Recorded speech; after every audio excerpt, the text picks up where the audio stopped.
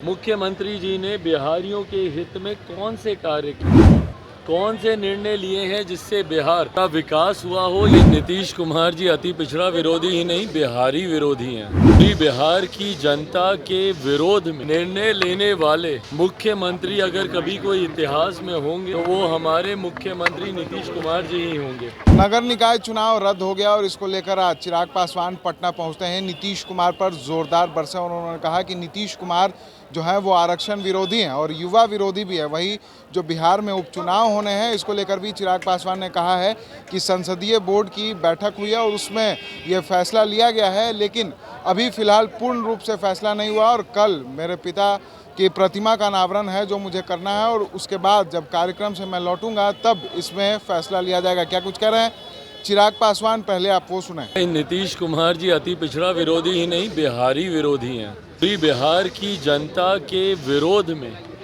निर्णय लेने वाले मुख्यमंत्री अगर कभी कोई इतिहास में होंगे तो वो हमारे मुख्यमंत्री नीतीश कुमार जी ही होंगे। उनकी हर नीति, हर फैसला बिहार की जनता के विरोध में ही रहता है, इसमें कहीं कोई शक नहीं है।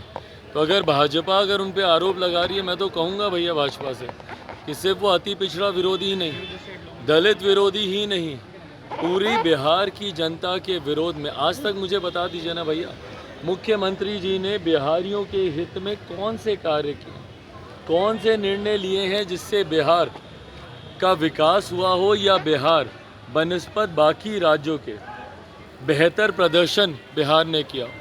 और ये आंकड़े हम ही लोगों के नहीं है भैया, ये नीति आयोग के आंकड़े हैं, सरकारी आंकड़े हैं जो ये दर्शाते हैं कि विकास के जितने मापदंड हो, भले वो शिक्षा हो, स्वास्थ्य हो, रोजगार हो, हर मापदंड में बिहार सबसे पिछले पायदान पर है। और अगले पायदान पे कब चला जाता है? जब बात होती है अपराध और भ्रष्टाचार की। तो यकीनन ये बातें जब उठ कर आती हैं, युवा विरोधी नहीं है मुख्यमंत्री नीतीश कुमार जी। क्या किए हैं भैया युवाओं के लिए आज तक? इन्होंने 2005 में कहा था कि मेरा सपना है कि बिहार से पलायन किए हुए जितने लोग हैं वो बिहार वापस आएं। 2005 से आज तक जो मुख्यमंत्री पिछले 17 सालों में अपने सपने को पूरा नहीं कर पाए, वो किसी दूसरे के सपने को क्या पूरा करेंगे? तो ये तमाम परिस्थितियाँ जिस तरीके से बिहार में उत्पन्न हो रही हैं, ये दर्शाता है कि जब तक मुख्यमंत्री नीतीश कुमार जी प्रदेश के नेतृत्व करते रहेंगे तब तक प्रदेश का विकास होना असंभव है। भाई आप सबकी जानकारी में है कि कल बिहार संसदीय बोर्ड की बैठक हुई है। हमारे बोर्ड के अध्यक्ष आदरणीय हुलास पांडे जी के नेतृत्व में ये बैठक की गई है। इस बैठक में क्या क्या निर्णय लिए गए हैं, इस जानकारी से आज या कल हम लोग बैठकर उस पर चर्चा करेंगे। मुझे अवगत कराया जाएगा, मेरी जानकारी में अभी नहीं है कि क्या फैसले लिए गए हैं और औपचारिक तौर पर उन फैसलों को केंद्रीय संसदीय बोर्ड में भी जब भेजा जा चुका है। बहरहाल आप सब जानते हैं कि कल मेरे नेता, मेरे पिता आदरणीय रामविलास पासवान जी की दूसरी पुण्यतिथि है। कल उनको गए हुए 2 साल हो जाएंगे और ये 2 साल लोक जनशक्ति पार्टी रामविलास मेरे लिए, मेरे परिवार के लिए कई मायनों में कठिन साल ये रहे। व्यक्तिगत तौर पर भी रहे, राजनीतिक तौर पर भी ये समय बहुत ज़्यादा कठिन रहा।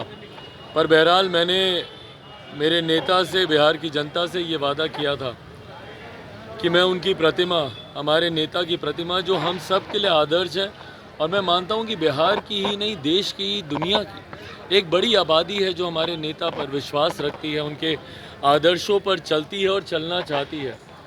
मैंने उनके प्रतीक को, उनकी प्रतिमा को बिहार के हर एक ज़िले में लगाने का वादा बिहार की जनता से किया था। इसी क्रम में शुरुआत हम लोगों ने हाजीपुर में उनके जयंती दिवस से हम लोगों ने की थी।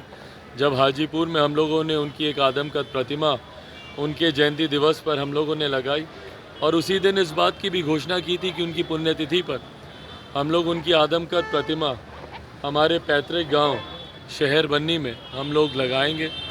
कल मैं, मेरा पूरा परिवार, मेरी तमाम बहनें, मेरी माँ, सब लोग, हम लोग शहर बन्नी में हम लोग मौजूद रहेंगे।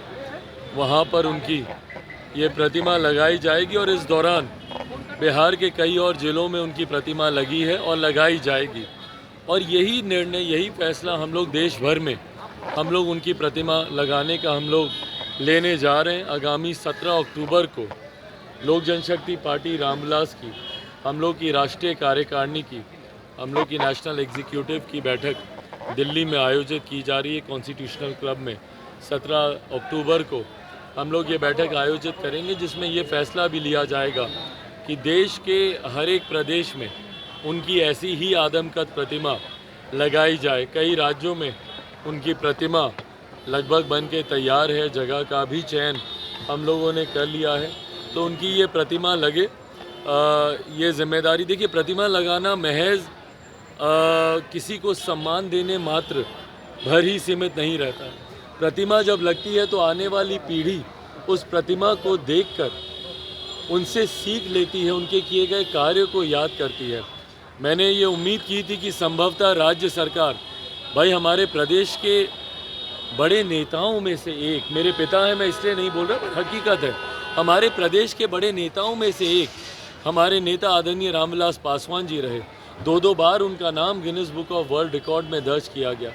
जयप्रकाश जी के साथ जिस तरीके से छात्र आंदोलन को उन्होंने बल देने का काम किया, समाजवाद के तौर पर जिस तरीके से समाजवादी पृष्ठभूमि को मजबूत करने का काम उन्होंने किया, सामाजिक न्याय की लड़ाई लड़ने का उन्होंने काम किया, और जिस जिस विभाग में गए भैया उस विभाग के माध्यम से देश के ही, बिहार के ही नहीं, देश के गरीब वंचित शोषित लोगों के लिए उन्होंने निरंतर काम करने का उन्होंने प्रयास किया। ऐसे में मुझे उम्मीद थी कि राज्य सरकार और हमारे मुख्यमंत्री नीतीश कुमार जी उनके लिए कुछ उनको सम्मान देने के लिए करते।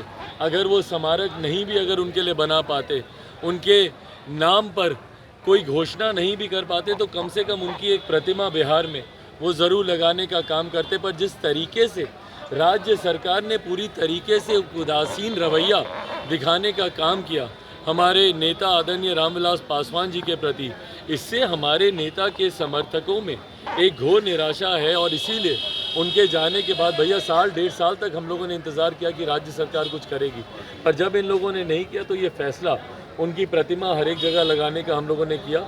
इसी क्रम में कल हम लोग शहर बन्नी में प्रतिमा लगाने जा रहे हैं। और जो सवाल आपने किया कि भाई चुनाव को लेकर, कल के बाद बैठकर संसदीय बोर्ड के साथ उन्होंने क्या फैसले लिए हैं उसके ऊपर औपचारिक चर्चा करके विधिवत चुनाव को लेकर घोषणा की जाएगी। तो आपने सुना चिराग पासवान ने सीधे तौर पर जो नगर निकाय के चुनाव रद्द हुए हैं इसको लेकर नीतीश कुमार पर जोरदार हमला बोला है। वहीं उपचुनाव में कहीं ना कहीं चिराग पासवान जो है वो अपनी उम्मीदवार ज़रूर उतारेंगे। इसको लेकर चर्चाएं पार्टी के अंदर तेज है। अब देखना ही होगा कि चिराग पासवान उपचुनाव में किसके साथ गठबंधन में उम्मीदवार उतारते हैं या फिर अपना उम्मीदवार खुद उतारते हैं। ऐसे ही तमाम खबरों के लिए बने रहे SG न्यूज़ के साथ और देखते रहे SG न्यूज़।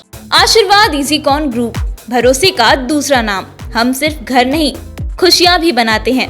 आशीर्वाद रोज वैली, जिसमें है premium flats with all modern amenities. Patna में लेना चाहते हैं अपने सपनों का आशियाना, तो कीजिए हमारे इन नंबरों पर संपर्क।